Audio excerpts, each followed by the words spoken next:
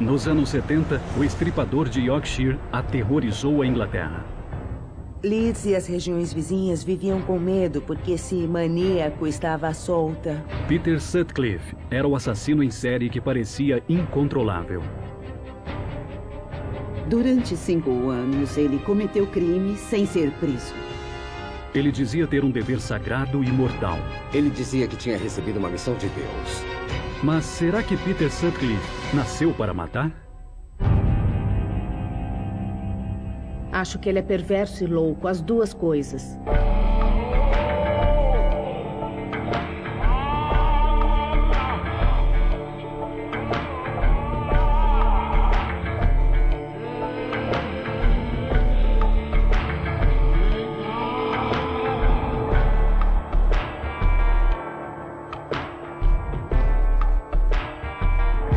Dementes.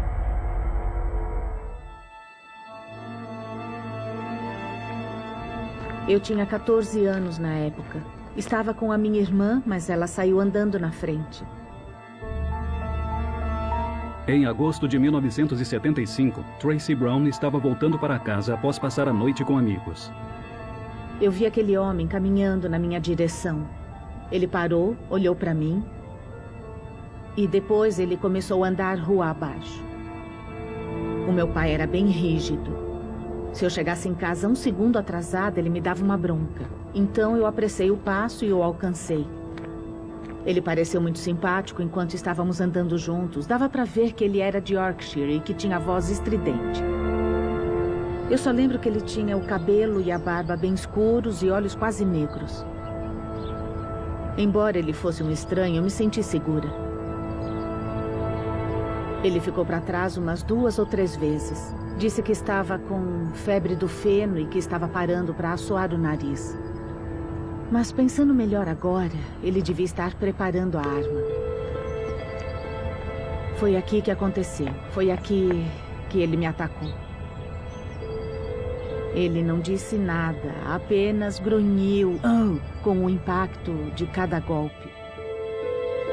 Tracy foi golpeada várias vezes na cabeça com um martelo. Com os ferimentos que ele me causou, lascas de ossos entraram na minha cabeça.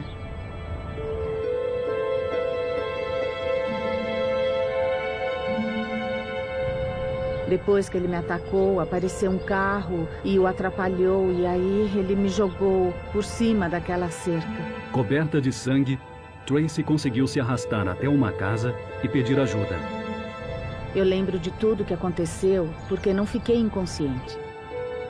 Após submeter-se a uma cirurgia, ela ajudou a polícia a fazer um retrato falado de seu agressor.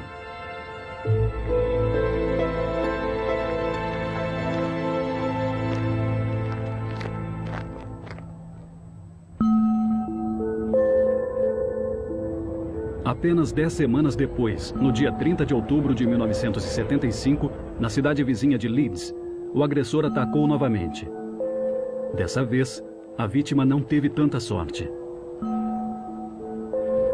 Um corpo foi encontrado em Scott Hall Road, num descampado. Foi um assassinato brutal. E disseram que era de uma garota fácil, sugerindo que se tratava de uma prostituta. Com 28 anos e mãe de 4 filhos, Vilma McCann foi golpeada 2 vezes com um martelo e esfaqueada 15 vezes. A polícia não ligou este homicídio à agressão a Tracy Brown. Nós pensamos que havia sido um ato homicida individual. Um ataque a uma prostituta, que um cliente havia ficado furioso por algum motivo e matado a pobre mulher. Mas o assassinato de Vilma McCann não havia sido um ato individual.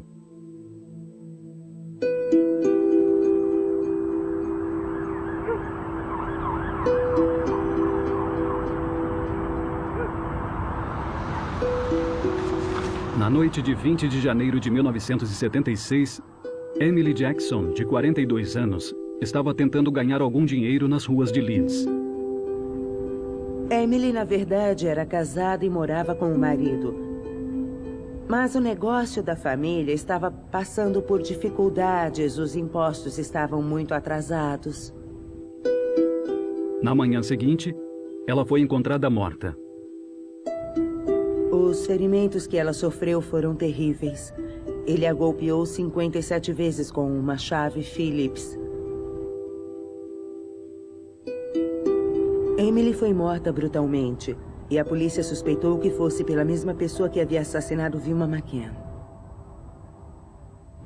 Mesmo naquele estágio inicial, todos começaram a ver um padrão emergindo. Tudo indicava que o mesmo indivíduo era o responsável. A questão para nós era, será que se trata de um assassino em série clássico que vai matar sem parar? Seus temores seriam justificados.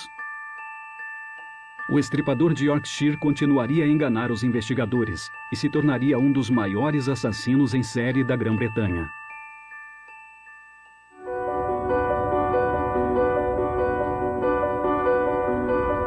Em meados dos anos 70, o estripador de Yorkshire havia assassinado brutalmente 2 mulheres em Leeds. Mais de um ano se passou sem nenhum homicídio similar, mas o estripador estava longe de ter se aposentado. Primeiro, o corpo da prostituta Irene Richardson, de 28 anos, foi encontrado em um parque. E 2 meses depois, o detetive de polícia Andy Leptil foi chamado à cidade vizinha de Bradford. Essa região, Manningham, era conhecida por ser uma área de prostituição.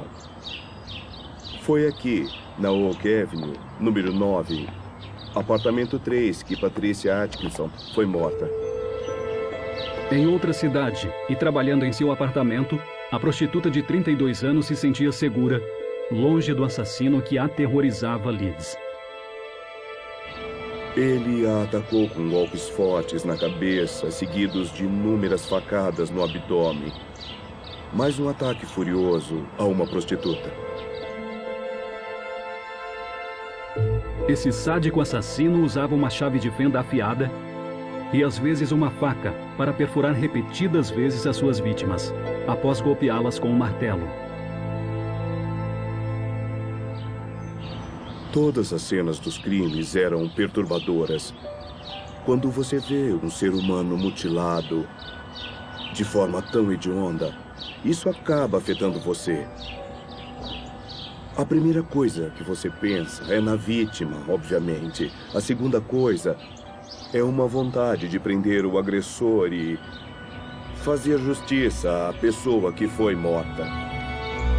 Porém, com 4 corpos e nenhuma pista clara, a polícia estava perdida. O assassino em série age aleatoriamente. Não tem uma ligação clara com as vítimas. Por isso é extremamente difícil investigar assassinos em série. Desde que ele havia atacado a estudante Tracy Brown, de 14 anos, todas as vítimas do assassino foram prostitutas.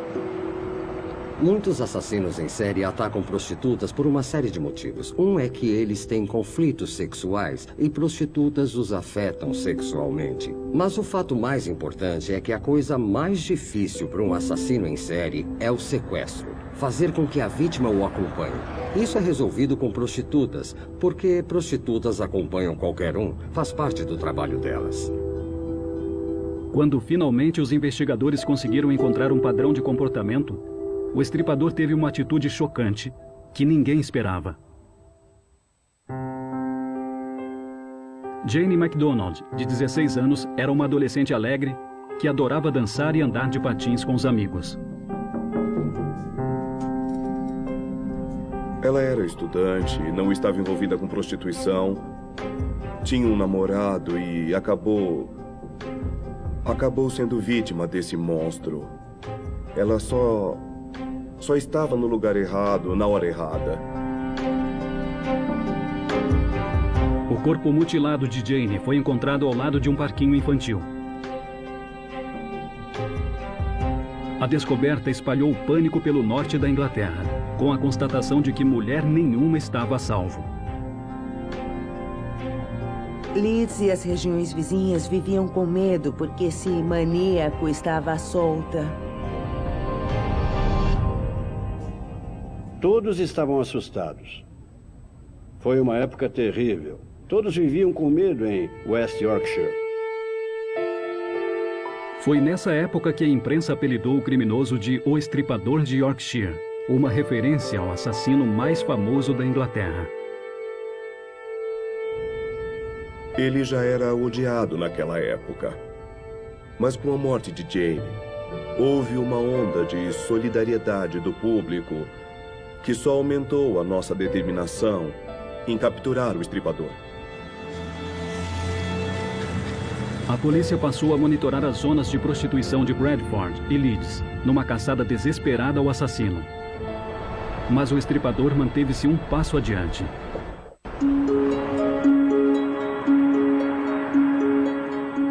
Manchester, Inglaterra. Em outubro de 1977, num terreno ao lado de um cemitério, o corpo de Jean Jordan foi encontrado.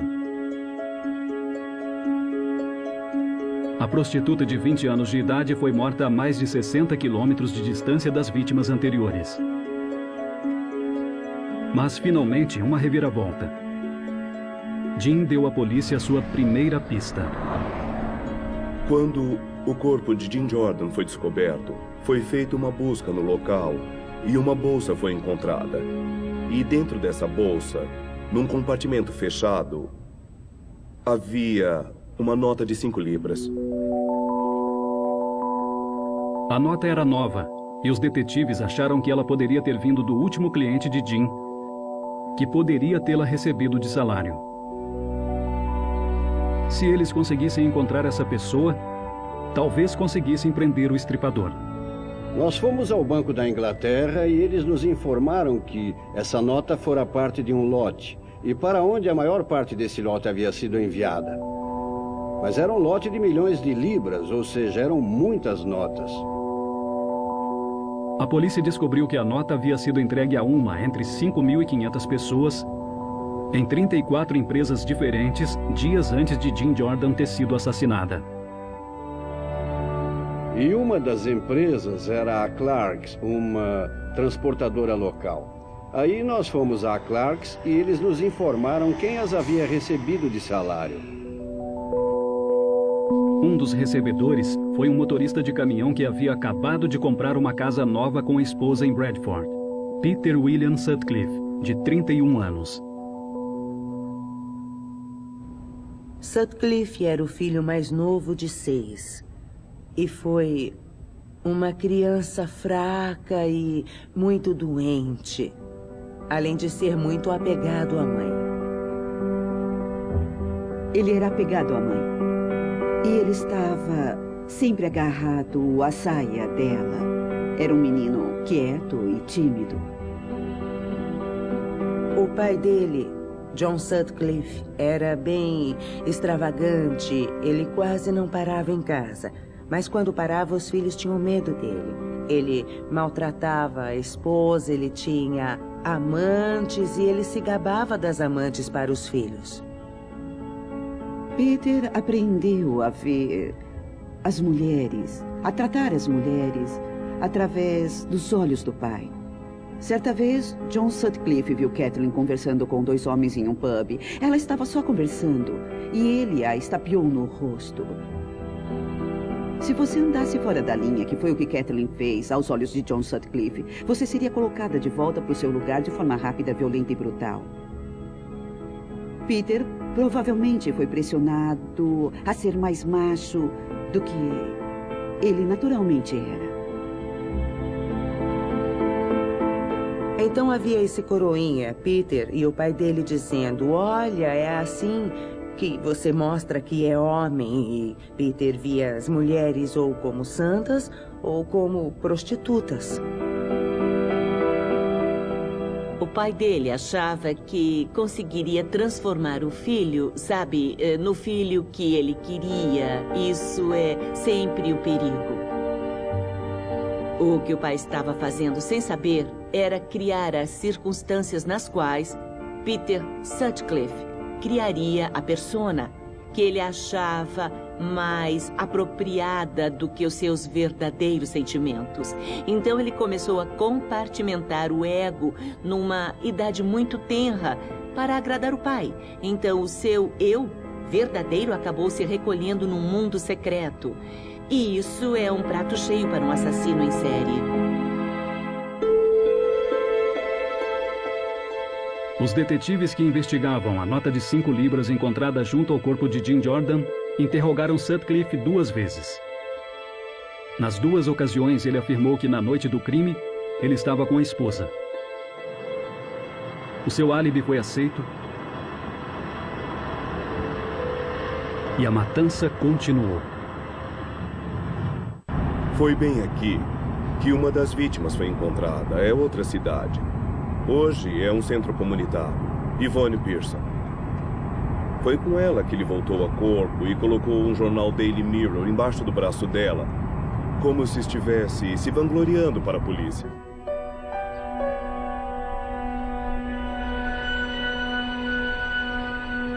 Assim como Yvonne Pearson, Ellen Ritka, de 18 anos, e Vera Millward, de 40, foram mortas num espaço de 5 meses. O estripador de Yorkshire agora era o principal suspeito de 9 homicídios. A polícia sofria uma enorme pressão para efetuar uma prisão. Lembre-se de que naquela época, nós não tínhamos a tecnologia, não tínhamos a comunicação. E a papelada toda era só isso, papelada. Nós tínhamos 8 ou 9 escritórios de investigação que juntamos no centro de Leeds. Havia literalmente dezenas de milhares de linhas de investigação, que eram processadas manualmente. Processar os documentos era um grande problema por causa do volume de papelada que era produzido. Tanto que o piso da delegacia de Milgers, onde ficava a base da investigação, teve que ser reforçado para não ceder.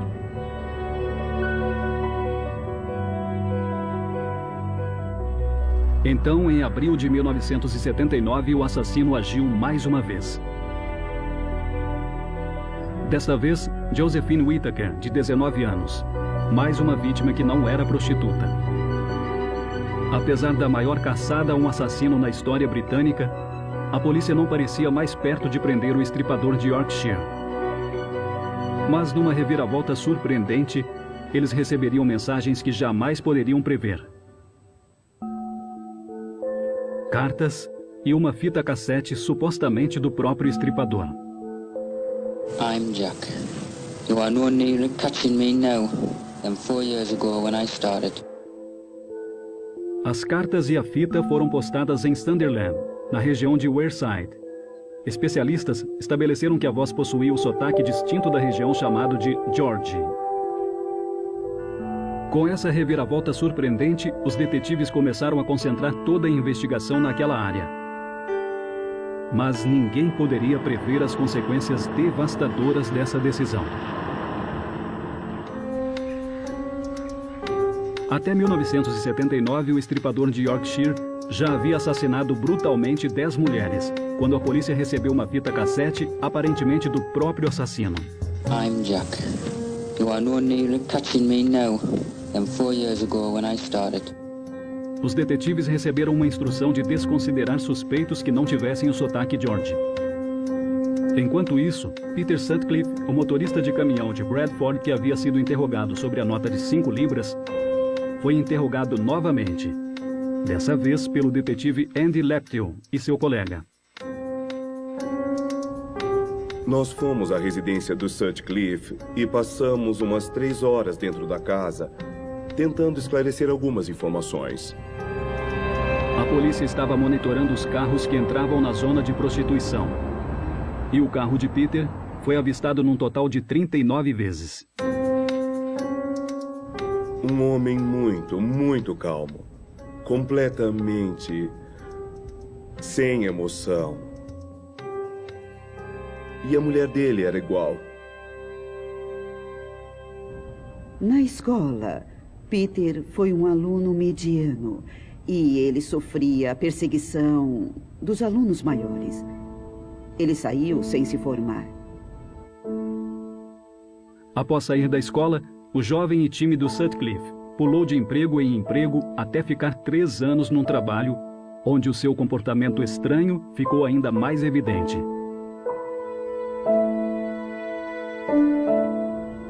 Ele era coveiro e ele também trabalhava no necrotério, que era um serviço que ele adorava fazer. Ficou até obcecado com a morte, com cadáveres, e até houve histórias de furto a túmulos, etc.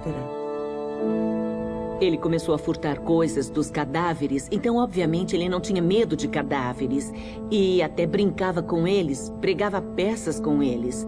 Então tratava-se de uma pessoa insensível à morte e acostumada com cadáveres. Ele conhecia a mecânica dos necrotérios. Não era um mistério para ele, não havia nada demais.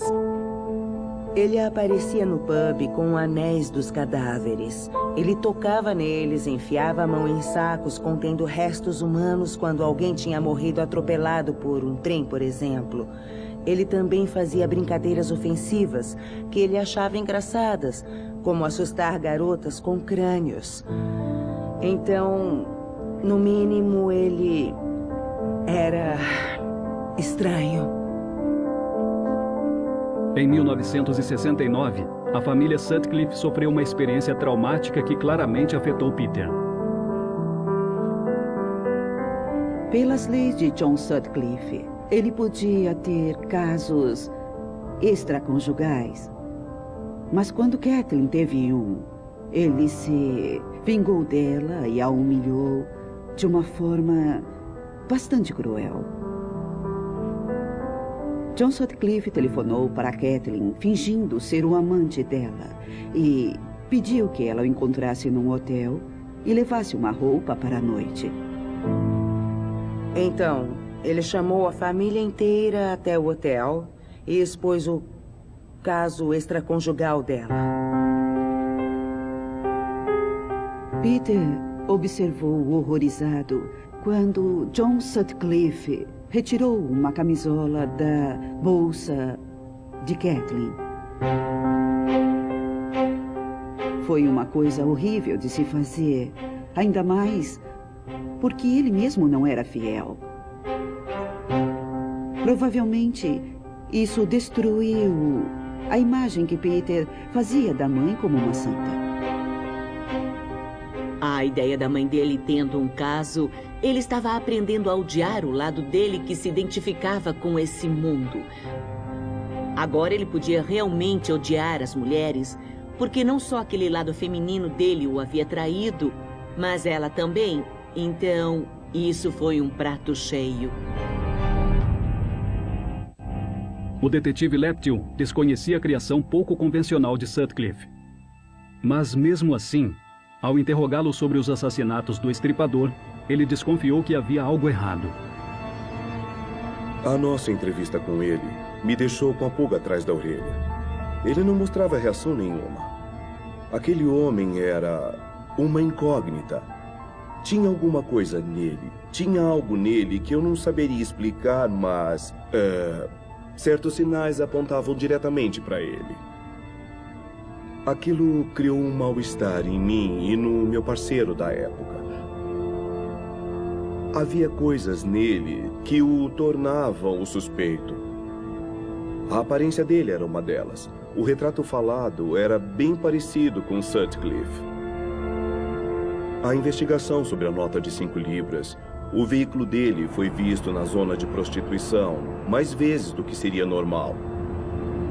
Então nós fizemos o nosso relatório. Na verdade, eu levei pessoalmente para o oficial responsável pela investigação que, porque não era da região Nordeste nem tinha o sotaque George, acabou descartando o nosso relatório. Sutcliffe agora já havia sido interrogado 5 vezes, para a diversão de seus colegas de trabalho. Os colegas de trabalho dele o chamavam de estripador porque ele foi interrogado várias vezes, mas como ele havia sido dispensado, eles achavam que não podia ser ele. Ele não tinha o sotaque George, então deixou de ser um suspeito. Peter foi interrogado mais 4 vezes por detetives. E em todas as vezes foi inocentado. A enorme investigação policial continuou sem resultados. E a frustração do público aumentou. A cidade acabou virando uma cidade fantasma. Houve até um protesto enorme das mulheres na época, pedindo que os homens fossem banidos das ruas. A vigilância policial na zona do Meretrício protegeu as prostitutas, mas acabou tendo consequências bastante trágicas. As zonas de prostituição ficaram perigosas para ele. Obviamente, ele sabia da presença policial nelas. Então, ele decidiu caçar mulheres em outros lugares. No dia 2 de setembro de 1979, a estudante Barbara Leach tornou-se a 11ª vítima do estripador. Bárbara foi encontrada num vão usado para colocar latas de lixo.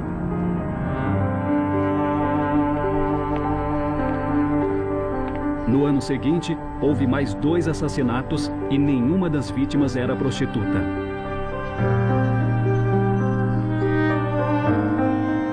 Elas eram a funcionária pública Margaret Walsh e depois a estudante Jacqueline Hill. Enquanto a polícia era levada ao limite, o público vivia com medo. A investigação sobre os assassinatos do estripador parecia não ter fim. Ele parecia estar sempre adiante. Nós não conseguíamos nos aproximar dele. Com tantas mortes atribuídas a ele, o estripador de Yorkshire era o homem mais procurado da Inglaterra. Tudo o que os detetives podiam fazer era torcer para que ele cometesse um erro e lhes desse uma pista importante. Não é surpresa que a maioria dos assassinos em série é presa por acidente. Os detetives estavam perdendo e o estripador de Yorkshire ainda estava solta. Então, em janeiro de 1981, numa reviravolta, a polícia de Sheffield acabaria se envolvendo sem querer na investigação. 2 policiais abordaram um veículo com 2 ocupantes, um homem e uma mulher. E eles descobriram que a placa não batia com o registro do veículo.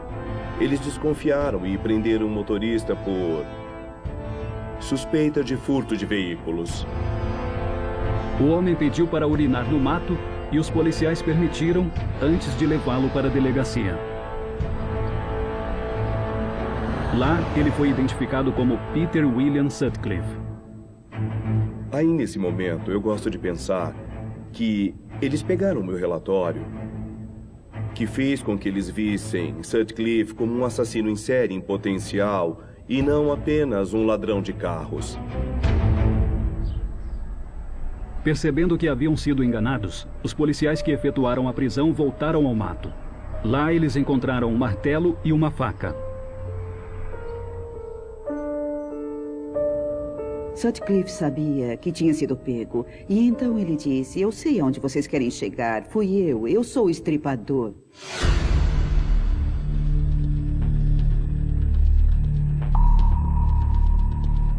Das 3h30 do domingo até as 4h30 da segunda-feira, ele confessou todos os crimes. Após 5 anos à solta, o estripador de Yorkshire estava finalmente atrás das grades. De repente, um oficial me disse que o estripador havia sido preso. E eu disse, que maravilha, é fantástico. Quem é ele? Sabe o nome dele? E ele respondeu, um cara chamado Peter William Sutcliffe. Bom, você pode imaginar que eu fiquei sem chão.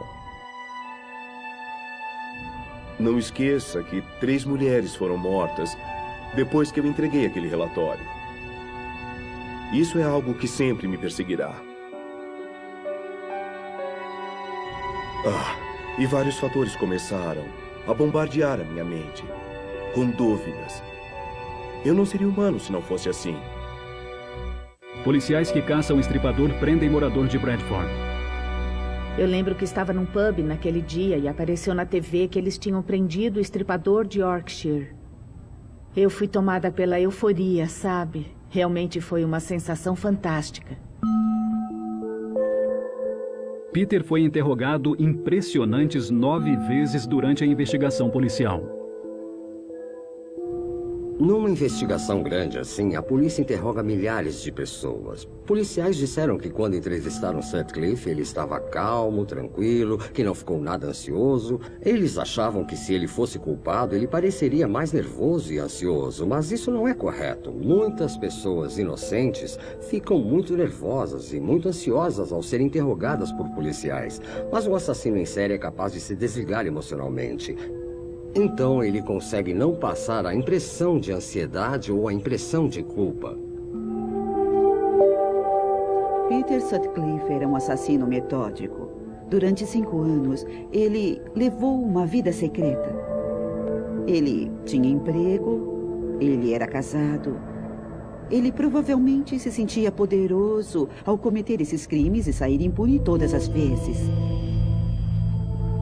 Quando Peter finalmente foi preso, ficou claro que a fita cassete que havia levado a polícia a caçar o morador de Sunderland havia sido um trote devastador, tendo custado indiretamente a morte das últimas 3 vítimas.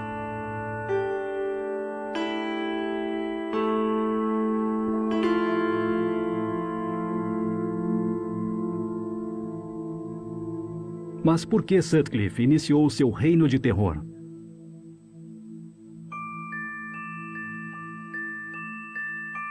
Na prisão, o estripador de Yorkshire fez uma declaração surpreendente. Ele disse estar numa missão divina, que Deus ordenou que ele livrasse o mundo das prostitutas.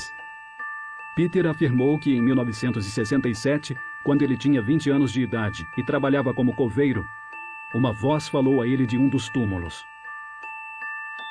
Perguntado sobre o que aconteceu, ele explicou mais tarde. Foi uma coisa que eu achei maravilhoso na época. Eu ouvi o que acreditava ser. E eu ainda acredito. A voz de Deus. Eu lembro de receber a mensagem daquele túmulo. As vozes mandavam que ele limpasse as ruas. E quando um dos irmãos dele o visitou na cadeia, ele perguntou: por que você fez isso? E ele respondeu: sabe como é? Estamos fazendo uma limpeza. Se você conhecesse o Sutcliffe, por acaso, naquela época, você o acharia um sujeito tranquilo e normal. Você não sentiria nenhum medo, não se sentiria incomodado com aquela pessoa. Ele conversava sobre o tempo, conversava sobre esportes, conversava sobre as notícias do jornal. Só que quando ele falava dos assassinatos, dos ferimentos terríveis que ele tinha causado àquelas mulheres, ele falava com a mesma tranquilidade que havia falado do jogo de futebol. Só aí você percebia que ele era diferente, que ele não era normal. Ele dizia que a missão dele era livrar o mundo das prostitutas. Aí eu disse: mas a jovem Josephine não era prostituta? E ele respondeu incrivelmente: eu pensei nisso quando eu estava caminhando com ela, quando bati na cabeça dela e ela começou a chorar e a dizer: não me machuque. E eu disse a Deus, eu olhei para Deus e disse para ele: Deus, o Senhor deve ter se enganado, ela não é, eu não posso matá-la. E foi aí que Deus ficou furioso com ele e disse: está me questionando? Ela é obra do diabo, ela parece inocente, mas é obra do diabo. Então, ele disse que foi por isso que ele causou ferimentos internos tão terríveis nela.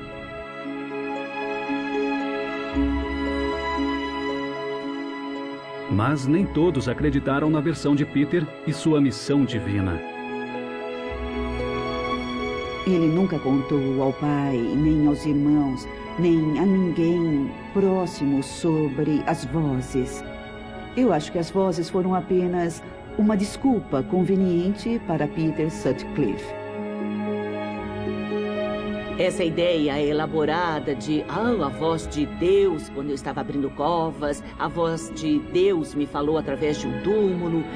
Se alguém alega esquizofrenia, vai ter alguma documentação médica. Alguém que diga, mas isso nunca existiu na vida dele.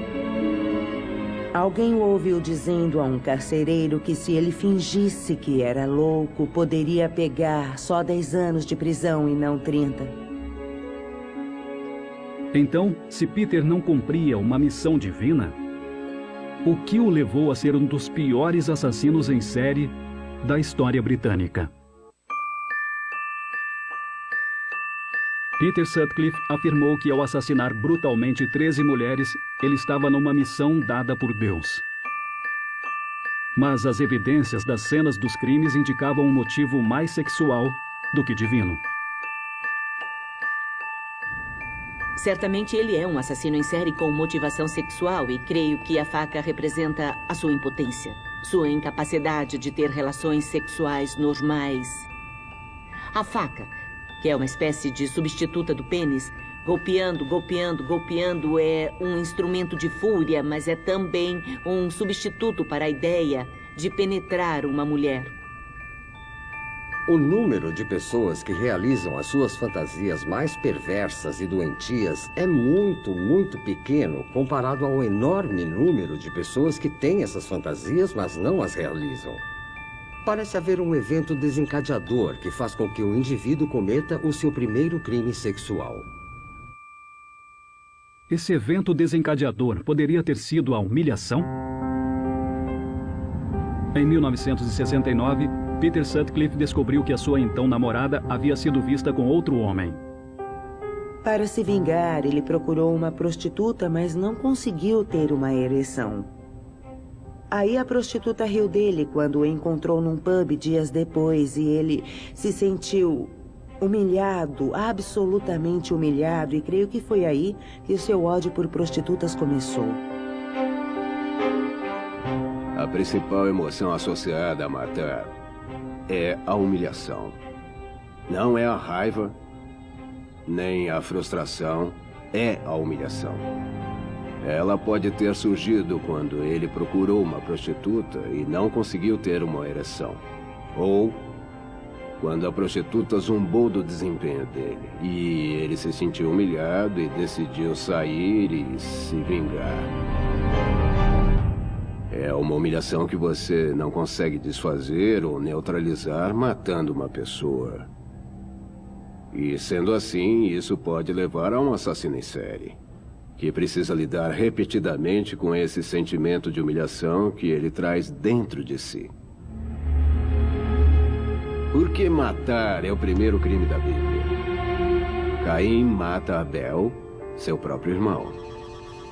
O sacrifício de Caim foi rejeitado por Deus e o de Abel foi aceito. Caim se sentiu humilhado. Ele matou Abel. Nem todo mundo que se sente humilhado sai matando. Mas eu creio que a humilhação é, sabe, de longe, a emoção mais associada a homicídios. Logo após o seu encontro humilhante com a prostituta, Peter cometeu seu primeiro ataque conhecido. Ele golpeou uma prostituta na cabeça com uma pedra enfiada numa meia. Ela, por sorte, sobreviveu, mas Peter continuou cometendo vários ataques não fatais, até que Vilma McCann tornou-se a sua primeira vítima de homicídio.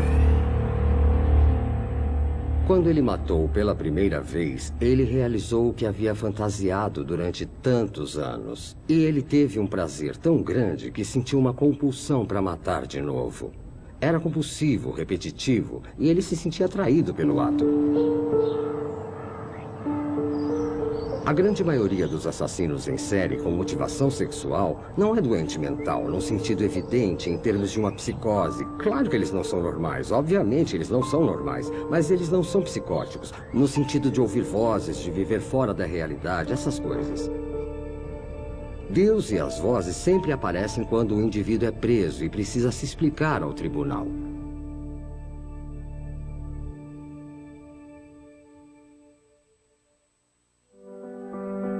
Peter Sutcliffe, o infame estripador de Yorkshire, foi julgado em Londres em 1981 por 13 acusações de homicídio e 7 de tentativa de homicídio. Sua defesa alegou que ele sofria de esquizofrenia paranoide, mas a alegação foi rejeitada pelo júri. E Peter foi considerado culpado de todas as acusações, recebendo 20 sentenças de prisão perpétua. Mas a questão permanece. Peter Sutcliffe nasceu para matar? A melhor forma de entender um assassino em série motivado sexualmente é que isso faz parte da excitação sexual dele. Esses indivíduos funcionam assim. Muitos deles dizem que desde a idade mais tenra eles sabiam que tinha algo errado e que o que os excitava sexualmente era alguma coisa muito doentia. E eu creio que esse é o caso de Sutcliffe e de muitos outros assassinos em série com motivação sexual. Se é algo incontrolável, não. Ele pode controlar. Mas ele decide não controlar, porque isso o estimula e isso lhe dá grande prazer. Como cristão, eu não creio que ninguém nasça para matar. Eu acho que quando você segura um bebê nos braços, o futuro dele é determinado pelas pessoas à sua volta e pelo ambiente. Quando você analisa desde o início a infância dele, as experiências dentro da família, creio que ele gradativamente foi se transformando num assassino psicopata. Não creio que ele tenha nascido para matar, mas ele se tornou um assassino. Dos 6 filhos da família Sutcliffe, os outros 5 não se tornaram assassinos. Mas a forma como ele foi criado, eu creio que ela o fez formar a sua atitude com as mulheres. Acredito que isso foi essencial para transformar Peter Sutcliffe no estripador de Yorkshire. Eu não acho que Sutcliffe tenha nascido para matar. Eu acho que ele tinha problemas em controlar a raiva. Ele tinha muitas influências para compartimentar, para que fosse aceito pelos pais. E no meio disso se formou a raiva e o ressentimento a si próprio e às mulheres. Isso certamente não teve nada a ver com uma doença orgânica. Eu não acho que o Sutcliffe seja louco. Acho que ele é perverso. A única forma de lhe ter prazer sexual era matando essas mulheres. Eu acho que ele nasceu com a maldade dentro dele. Foi como ele foi feito. E ele fica usando Deus e as vozes como desculpa. Mas ele está onde está e merece continuar lá até morrer. Eu acho que ele é perverso e louco, as duas coisas. Quaisquer que sejam as razões de Sutcliffe para ter matado tantas pessoas, para algumas, o impacto de seus crimes são sentidos até hoje. Embora hoje isso não me afete tanto, não passa um dia sem que eu me lembre. Está sempre aqui na minha cabeça. E vai continuar comigo até eu morrer. Graças a Deus, eu consegui seguir com a minha vida. Eu tive força de vontade para seguir com a minha vida. Mas 13 mulheres morreram. Não tiveram essa sorte.